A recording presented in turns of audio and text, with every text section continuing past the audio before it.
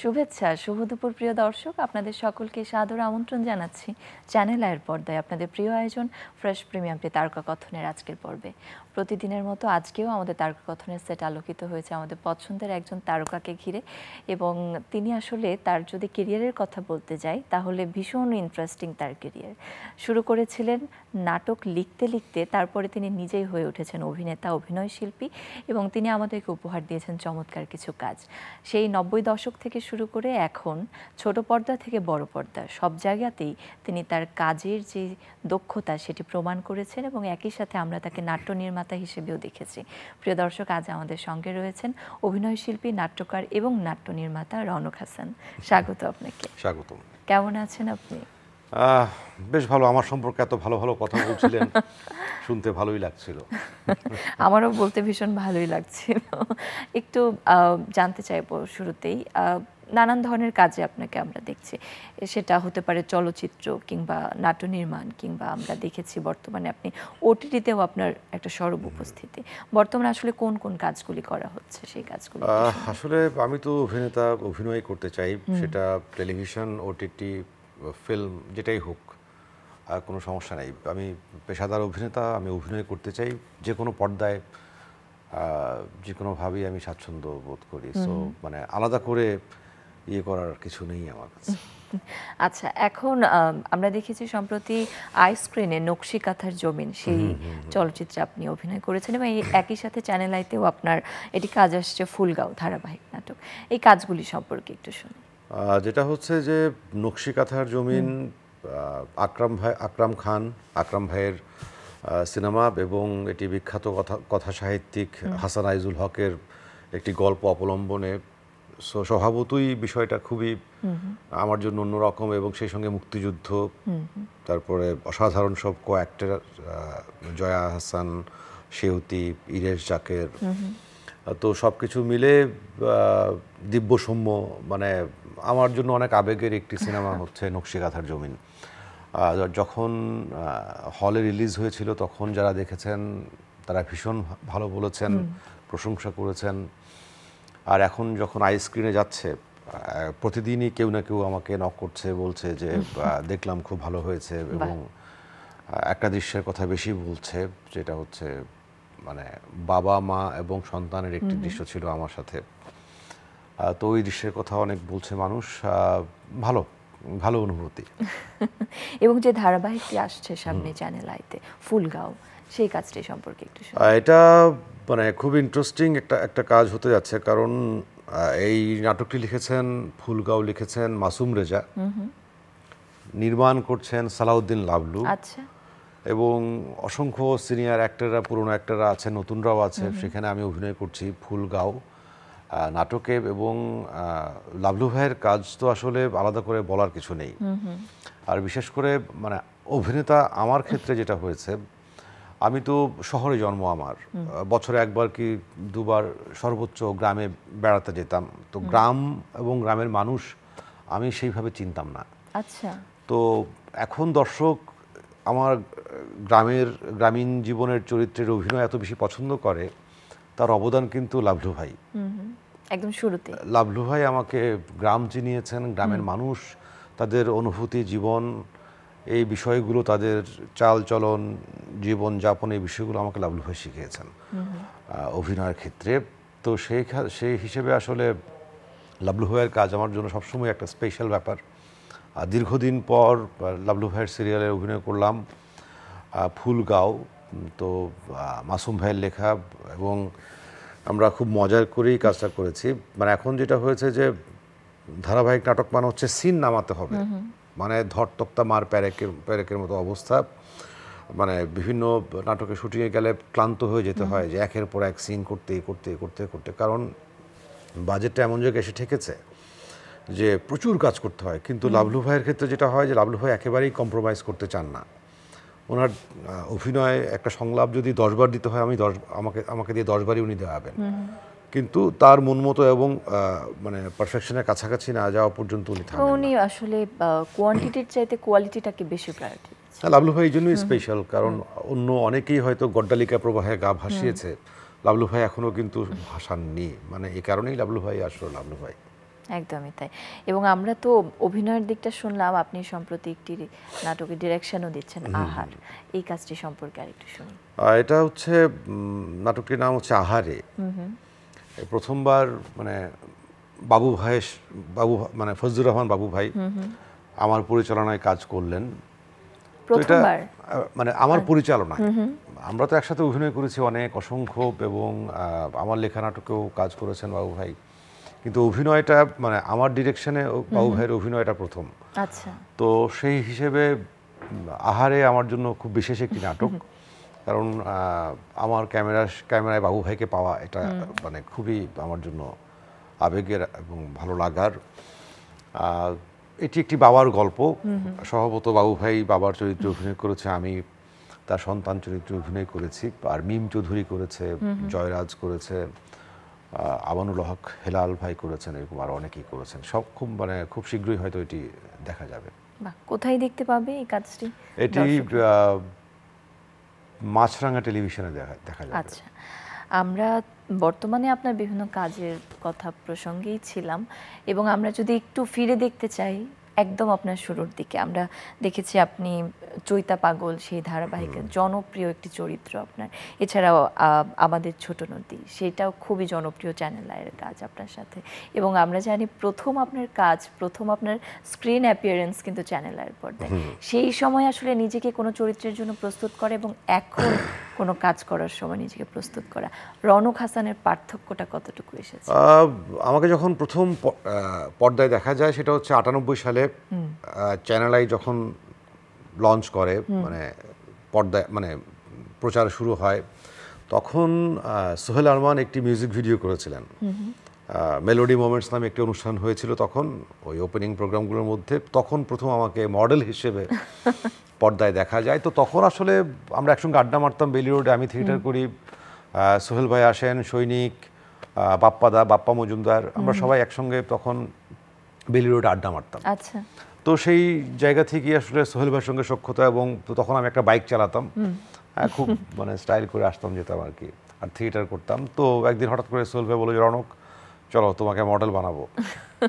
তারপরেই মিউজিক ভিডিওতে অভিনয় করা। তো গানটা ছিল হচ্ছে সুমন আলী এবং আলিফ আলাউদ্দিন, শেষ করুণা শুরুতে খেলা না ভেঙো না। সেই গানের মডেল হয়েছিলাম বৃষ্টিতে ভিজে। স্ক্রিনে প্রথম আসা মডেল হিসেবে। আর নাটক করি হচ্ছে 2000 সালে। আচ্ছা। কাগজের ফুল অরুণ চৌধুরীর পরিচালনায়। তো তখন তো আসলে টেলিভিশনে অভিনয় করব ওইভাবে ভাবিনি। আচ্ছা। থিয়েটার করতাম খুব মন দিয়ে ভালোবেসে।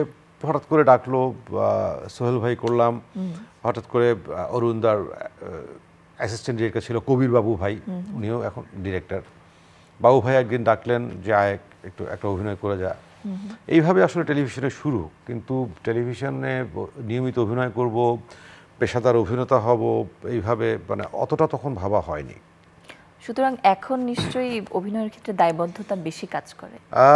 যখন ভেবেছি যে অভিনয় আমার পেশা হবে, তখন থেকেই তো আসলে শুধু নিজে কেন, মানে ইন্ডাস্ট্রির প্রতিও তো এক ধরনের দায়বদ্ধতা বা কমিটমেন্ট সেটা আসলে থাকতে হয়, আর একটা ডিসিপ্লিনে চলতে হয়। কারণ আমি যা খুশি তাই করতে পারি না। কারণ একটা শুটিং ইউনিটে 30 থেকে 40 জন মানুষের রুজি যদি বলি আমি, যে সম্পৃক্ত থাকে, এবং সকলে মিলিয়ে আসলে নাটকটা তৈরি হয়।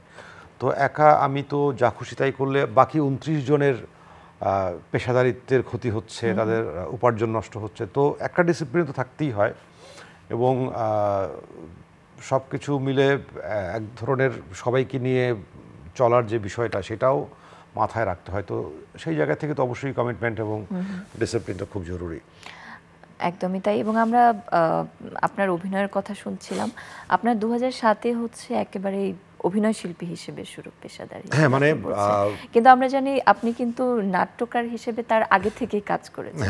2004-এ আপনার বয়স যখন 21, আপনার লেখা নাটক টেলিভিশনে অন এয়ার হচ্ছে, তখন আসলে কেমন লাগতো যখন নিজের লেখা? তখন আসলে আমি নাট্যকার হব এমন ভাবনা ছিল না, হঠাৎ করে মনে হতো কিছু একটা লিখতাম। তো 2004 সালে হঠাৎ করেই মানে আমাকে সাইফুল ইসলাম মান্নু সে বলল যে একটা নাটক লিখে দেন। আমাকে প্রায় জোর করে ধরেই কাগজ কলম দিয়ে বসিয়ে দিল। তো তখন এই বয়স যখন 21 ভাবনা আসে এবং সেটা চ্যানেল আইতে প্রচার হয়। নাট্যকার হিসেবে রওনক হাসানের জন্ম কিন্তু চ্যানেল আইয়ের মাধ্যমে এবং প্রথম পর্দায় মডেল, অভিনয় শিল্পী, নাট্যকার সবকিছুর সাথেই আসলে চ্যানেল আইয়ের একেবারে সম্পৃক্ততা। তো বয়স যখন 21 লিখলাম, প্রচারের সাথে সাথে তুমুল জনপ্রিয় হয়ে গেল। তারপর থেকে আমি প্রচুর নাট্যকার হিসেবে লেখালেখির কাজ পাওয়া শুরু করলাম। দুহাতে লিখে কুল পেতাম না, এরকম একটা অবস্থা। মানে রাত দিন চুপ মানে লিখতাম আমি। তখন আপনার বয়স কত ছিল? বয়স যখন 21, নাটকটা আমরা একটা মানে পে অফ লাইন দিয়েছিলাম। এই নাটকটি তাদের জন্য যাদের বয়স 21। আচ্ছা। এই নাটকটি তাদের জন্য যাদের বয়স 21 ছিল। এই নাটকটি তাদের জন্য যাদের বয়স 21 হবে। আচ্ছা, ইনডিরেক্টলি প্রত্যেকটা অডিয়েন্সকে সবার কানেক্ট জন্য, করা। যার বয়স 21, যার 21 ছিল আর যার 21 হবে, এটা বলেছিলাম আমরা। আর তখন নাট্যকারের বয়স কত ছিল? ওইরকমই, মানে খুব বেশি না।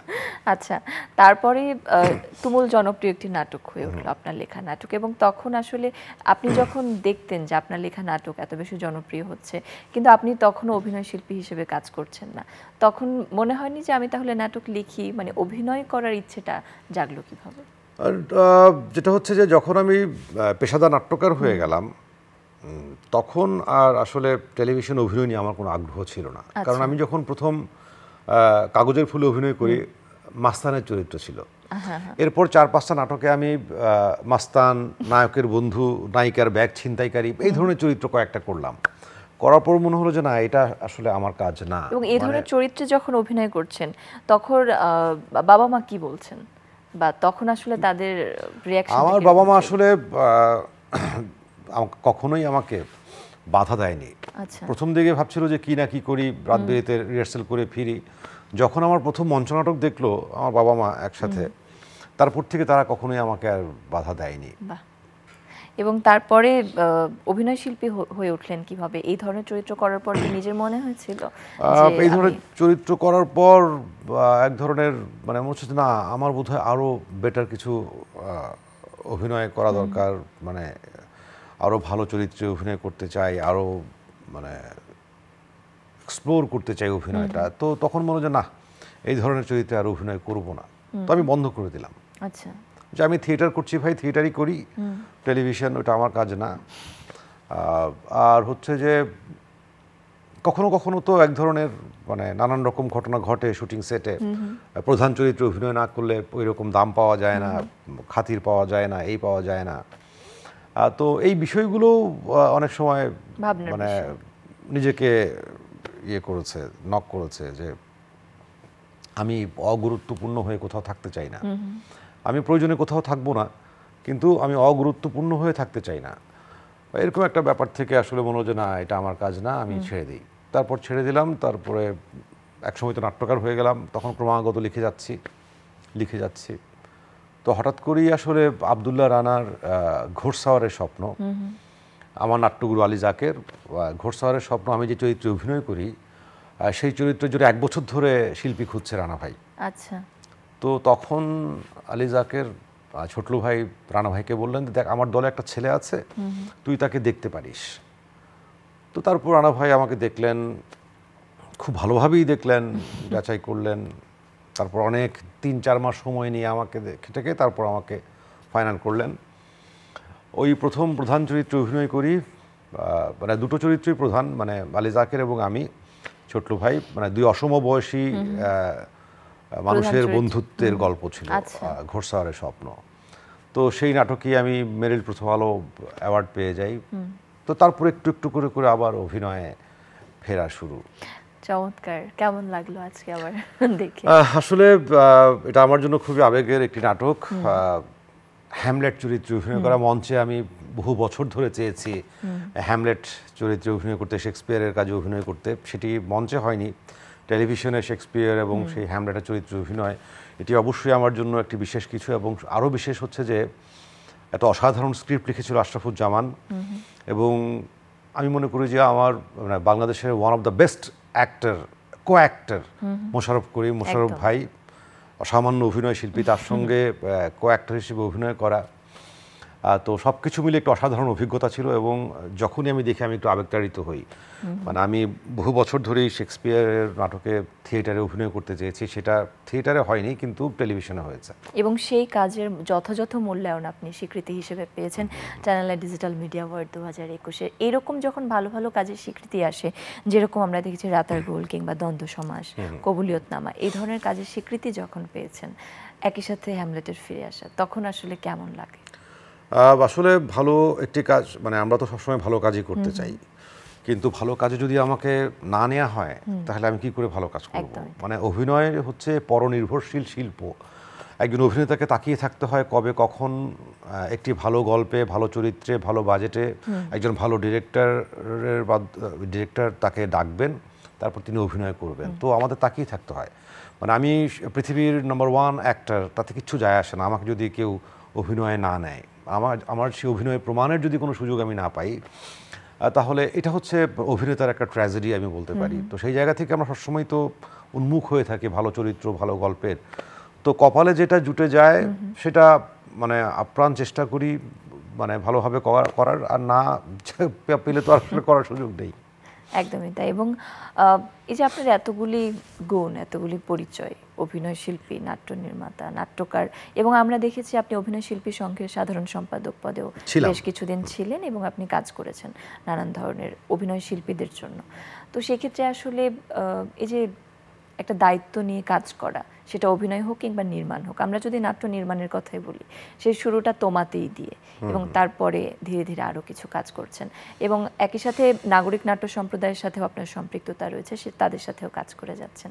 তো সেই ক্ষেত্রে আসলে নাট্য নির্মাণের কথা যদি বলি, নাট্য নির্মাণে বর্তমানে কোন ধরনের পরিবর্তন আপনার চোখে পড়ছে? সেটা হচ্ছে যে নাট্য নির্মাণের ক্ষেত্রে প্রথমেই মাথায় রাখতে হচ্ছে ভিউ হবে নাকি। ইউটিউব ভিউ যেটা, এটা খুবই এখন ইম্পর্ট্যান্ট বিষয়, গুরুত্বপূর্ণ বিষয়।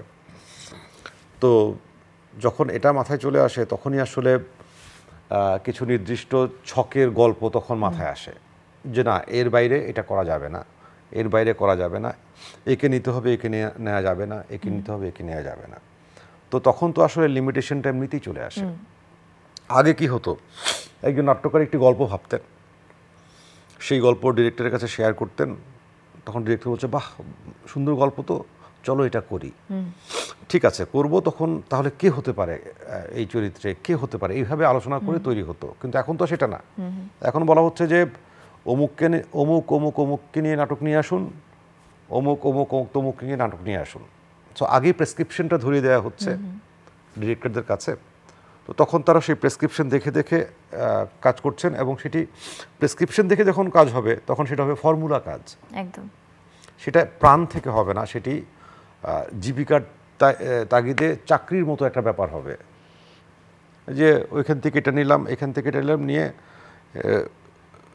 গুলে দিয়ে দিলাম। এটার মধ্যে প্রেম নেই, প্রাণ নেই, মানে উন্মাদনা নেই। তো সৃজনশীল কাজে যদি উন্মাদনা না থাকে, একটি চরিত্র যদি আমাকে রাতে ঘুমোতে না দেয়, তাহলে আমি মানে ওই চাকরি করাই তো আমার জন্য ভালো ছিল। যে আমি সকালে উঠলাম, অফিসে গেলাম, কাজ করে বাসায় চলে আসলাম, তো আমি তো সেটা হতে চাই নাই বলে তো আমি এই অনিশ্চিত জীবন বেছে নিয়েছি। তো সেই জীবন উন্মাদনা যদি আমাকে না থাকে, যে একটা চরিত্র এটা আমি কীভাবে করব, সারা রাত জেগে থাকলাম, টেনশন করলাম, এই উত্তেজনা না থাকলে তো আসলে অভিনয় করে আর কি।